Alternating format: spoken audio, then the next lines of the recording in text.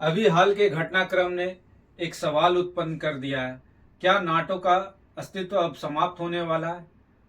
क्या नाटो के अंतर्गत ही नाटो के सदस्य देश आपस में टकराहट की स्थिति में आ गए हैं? इन सब सवालों का जवाब आज हम अपने टॉपिक नाटो वर्सेस नाटो में चर्चा करेंगे। इससे पूर्व आप सभी का हमारे चैनल यूनि विकास में स्वागत है। चलिए चर्चा आरंभ करते हैं।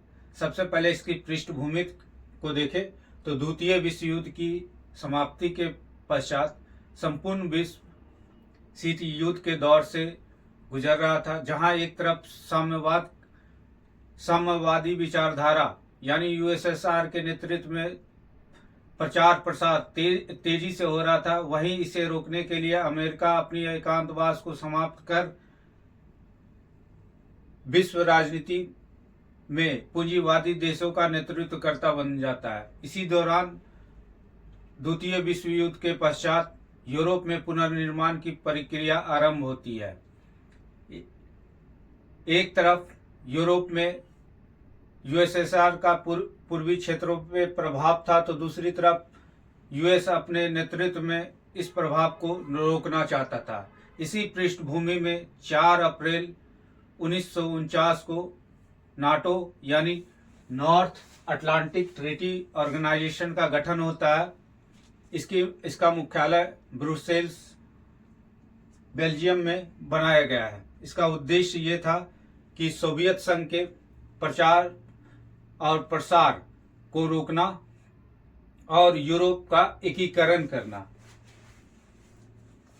इसके सिद्धांत संयुक्त राष्ट्र चार्टर एक्ट के अनुच्छेद 51 पर आधारित है, जिसमें व्यक्तिगत या सामूहिक आत्मरक्षा का अधिकार की बात की गई है। वहीं नाटो के प्रमुख 14 अनुच्छेद है, जिसके तहत अनुच्छेद 1 में कहा गया है कि यह ऑर्गेनाइजेशन जो है शांतिपूर्ण विवाद को हल करने का प्रयास करेगी। अनुच्छेद 3 के अनुसार सैन्य क्षमता को मजबूत करने का प्रयास करेगी या उस पर बल देगी। अनुच्छेद 5 जो काफी इंपॉर्टेंट है, अगर किसी नाटो सदस्य देश के ऊपर हमला किया जाता है तो वह हमला 32 नाटो सदस्य देशों पे ऊपर माना जाएगा। ये काफी इम्पोर्टेंट है। और अनुच्छेद 13 के अनुसार अगर कोई देश नाटो की सदस्यता त्याग करना चाहता है तो 3 साल पूर्व उसे अपना एक लेटर देना होगा या एक नोटिस देना होगा। उसके आधार पे वो अपनी सदस्यता त्याग कर सकता है। अब देखें तो नाटो का प्रभाव क्या रहा द्वितीय विश्व युद्ध के पश्चात और पूर्व सोवियत संघ के विघटन के पूर्व। तो सबसे पहले नाटो के माध्यम से अमेरिका के एकांतवास को समाप्त करने का कार्य किया। यानी द्वितीय विश्व के युद्ध के पश्चात पूर्व अमेरिका जो है एकांतवास अपनाए हुए था, विश्व राजनीति में दखल नहीं देता था। वो अब द्वितीय विश्व युद्ध के पश्चात उसकी एकांतवास समाप्त हुई और विश्व राजनीति में वो सक्रिय रूप से भागीदारी करने लगा। ये काफी महत्वपूर्ण रहा और पूर्व सोवियत संघ के प्रचार प्रसार को रोकने का कार्य किया। वहीं जब पूर्व सोवियत संघ यानी यूएसएसआर का विघटन हुआ 1991, इसके पश्चात क्या नाटो का अस्तित्व इसके पश्चात नाटो को समाप्त कर देना चाहिए था, लेकिन नाटो को समाप्त नहीं किया गया। इसके जगह इसका उद्देश्य इसके सिद्धांतों में यह शामिल कर दिया गया कि अब यह क्या करेगी, विश्व में शांति की स्थापना पर बल देगी। ठीक है।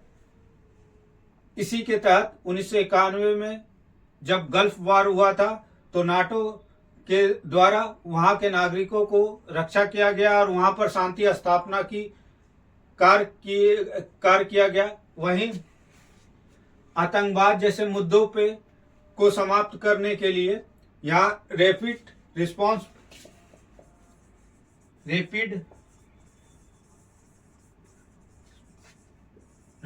फोर्स की स्थापना की गई ताकि विश्व में शांति लाया जा सके।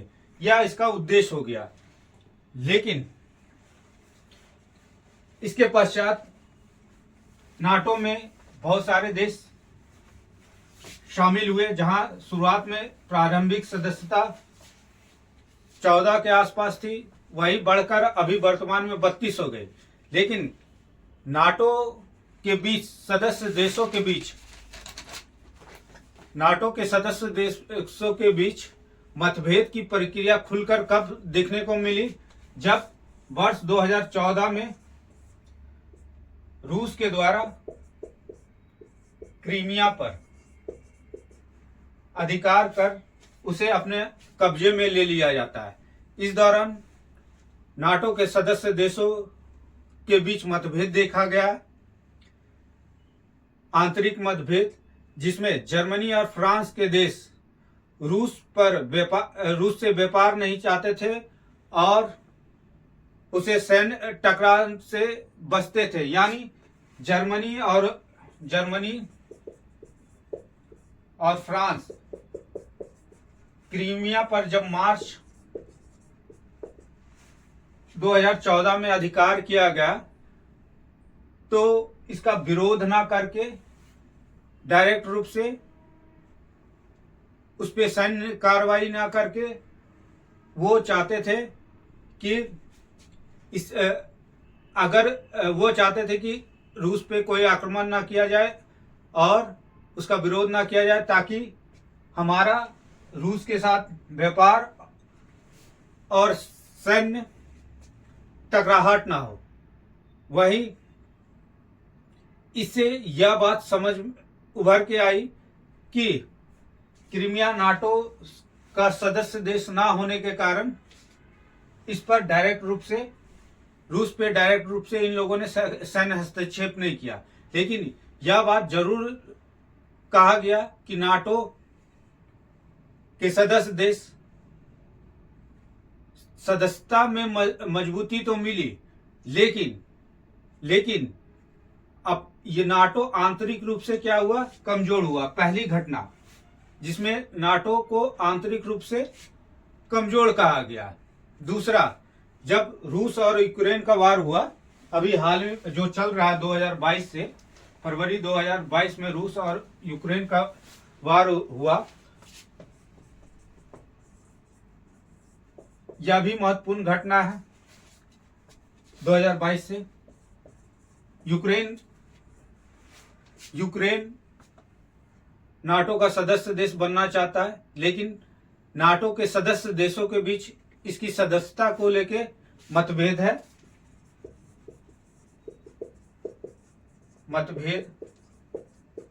जैसे हंगरी, पोलैंड क्या इनकी सदस्यता के लिए विरोध कर रहे हैं। वो नहीं चाहते हैं कि ये नाटो का सदस्य देश बने। वहीं जर्मनी ये सब देश भी वर्तमान में यूक्रेन की सदस्यता के विरोधी हैं कि तुरंत इसे सदस्यता ना मिले नाटो का। इस कारण यहां पर भी नाटो के सदस्य देशों के बीच आंतरिक टकराहट देखी जा रही है। इसके अलावा ईरान का मुद्दा, अभी हाल में ईरान पे जो ईरान का युद्ध जो चल रहा है, उसमें भी देखा गया नाटो और इसके सदस्य देशों के बीच टकराहट। तुर्काय जो नाटो का एक सदस्य देश है, वो हमास का सपोर्टर है। वही दूसरी ओर इजराइल अमेरिका का सपोर्टर है। और अमेरिका इसको सपोर्ट कर रहा। जहां एक तरफ तुर्काए ईरान हमास पे हुए हमले का निंदा करता है, तो वहीं इजराइल को अमेरिका सपोर्ट कर रहा। तो इसके बीच भी एक आंतरिक मतभेद देखा जा रहा दोनों नाटो के सदस्य देशों के बीच।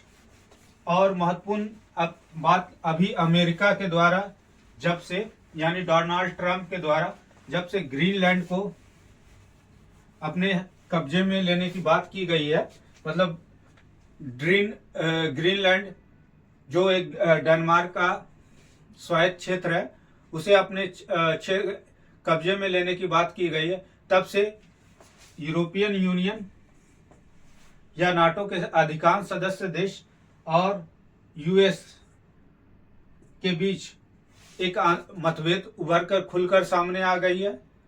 बहुत सारे देश यूरोपियन कंट्री चाहते हैं कि ग्रीनलैंड पे यूएस का कब्जा ना हो, और यूएस इस बात से अडिग है कि हम ग्रीनलैंड को अपने अधिकार क्षेत्र में लेंगे।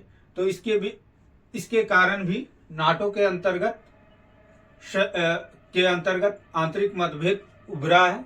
इसके अलावा कनाडा के संदर्भ में भी डोनाल्ड ट्रंप के द्वारा दिया गया स्टेटमेंट कि हम कनाडा को अपने अधिकार क्षेत्र में लेंगे, यह भी एक कारण बना है नाटो के आंतरिक मतभेद का। इसलिए कहा जा सकता है कि नाटो के बीच नाटो वर्सेस नाटो की स्थिति उत्पन्न हो गई।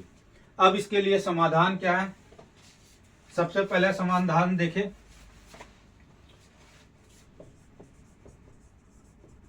तो सबसे पहले यूरोपियन यूनियन या डेनमार्क को